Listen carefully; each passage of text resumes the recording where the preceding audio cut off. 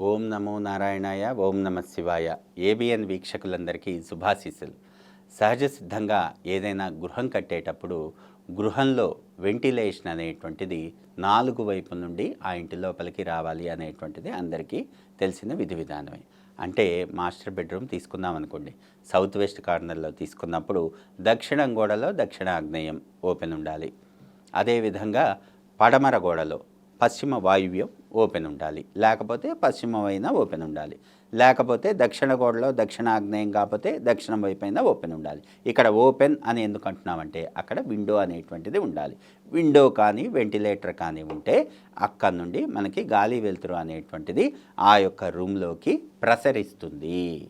ఇక్కడ పర్టికులర్గా మనం ఎందుకు రెండు వైపులా వెంటిలేషను అంటున్నామంటే కాలం టు కాలం కంపల్సరీగా ఏదో ఒక వెంటిలేషన్ ఉండాలి. అది ఏదర్ వెంటిలేటర్ కానీ, లేకపోతే విండో కానీ, లేదంటే ద్వారబంధం కానీ ఏదైనా ఉండి తీరవలసిందే. కాలం టు కాలం ఎప్పుడూ మొత్తం మూసేయకూడదు, గోడలు కట్టకూడదు. అంటే ఉదాహరణకి తూర్పు ఆగ్నేయంలో కొన్ని చూస్తూ ఉంటాం. తూర్పు ఆగ్నేయంలో స్టవ్ ప్లాట్ఫామ్ పైన కొంతమంది విండో పెట్టరు. అంటే తూర్పు ఆగ్నేయము అనేటువంటిది మూతపడినట్టు మొట్టమొదటి పాయింట్. తర్వాత ఆ పర్టికులర్ కిచెన్లో తూర్పు ఈశాన్యంలో కూడా విండో పెట్టరు.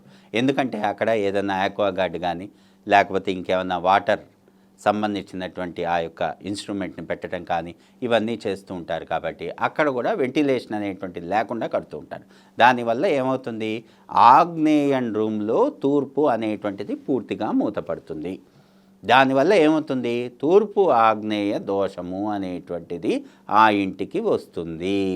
తూర్పు ఆగ్నేయ దోషం వల్ల ఇంటి గృహిణికి ఆరోగ్య సమస్యలు వస్తాయి. అందుకే పర్టికులర్గా మనం ఎక్కడ ద్వారబంధాలు ఉండాలి, ఎక్కడ విండోలు ఉండాలి, ఎక్కడ వెంటిలేషన్ ఉండాలి అనేటువంటిది పూర్తిగా నిర్ధారణ చేసుకోవాలి. కొంతమంది దక్షిణం మొత్తం మూసేయాలని చెప్పేసి దక్షిణం వైపు నుండి వెలుతురే రాకూడదని దక్షిణం వైపు మొత్తం మూసేస్తారు.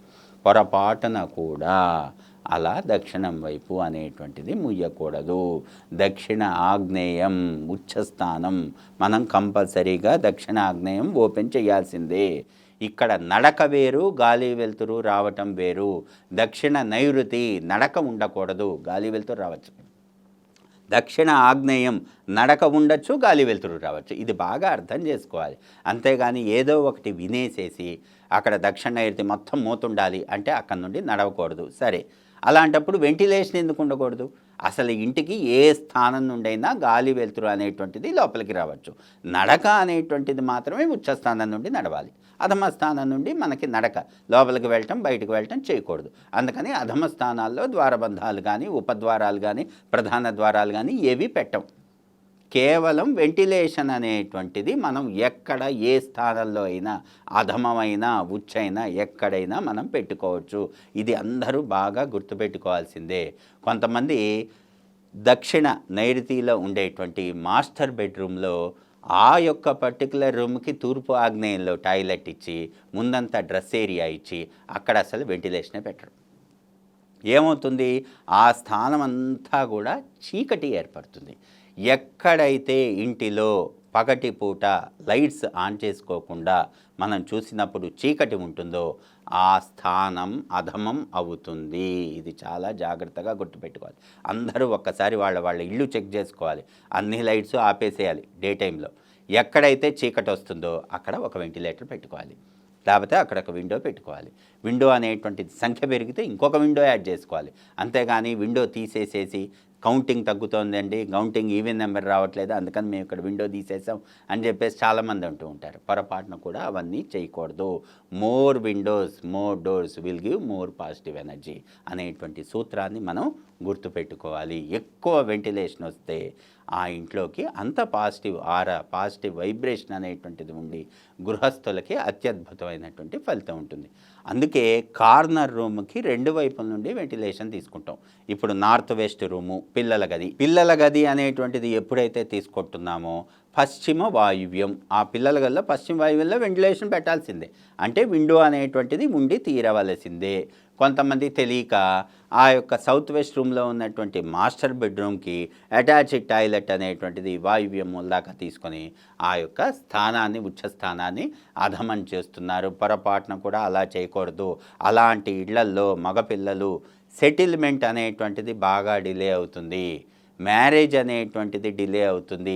పిల్లల ఎదుగుదల, పిల్లల సెటిల్మెంటు, ఆ యొక్క పురోగతి అనేటువంటిది కొంత మందగిస్తుంది. అందుకే చాలా జాగ్రత్తగా డిజైన్ చేసుకోవాలి. ఏదో ఇక్కడ ఆగ్నేయ మూల ఇది పెట్టేసుకుని, కిచెన్ పెట్టేసుకుని, సౌత్ వెస్ట్లో మాస్టర్ బెడ్రూమ్ పెట్టేసుకుని, ఎంట్రీలో హాల్ పెట్టేసుకోగానే వాస్తు అనేటువంటిది అనుకోవడానికి లేదు.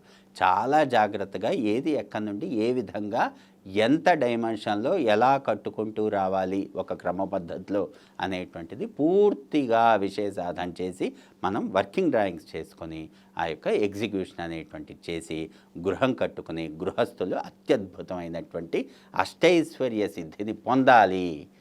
వాస్తు సహిత విధి విధానంతో మనం ఇంటిని కడితే ఆ ఇంట సిరుల పంట.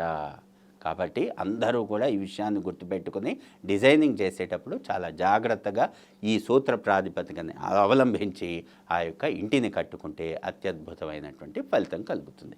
సకల జన సుఖినో భవంతు. స్వస్తి.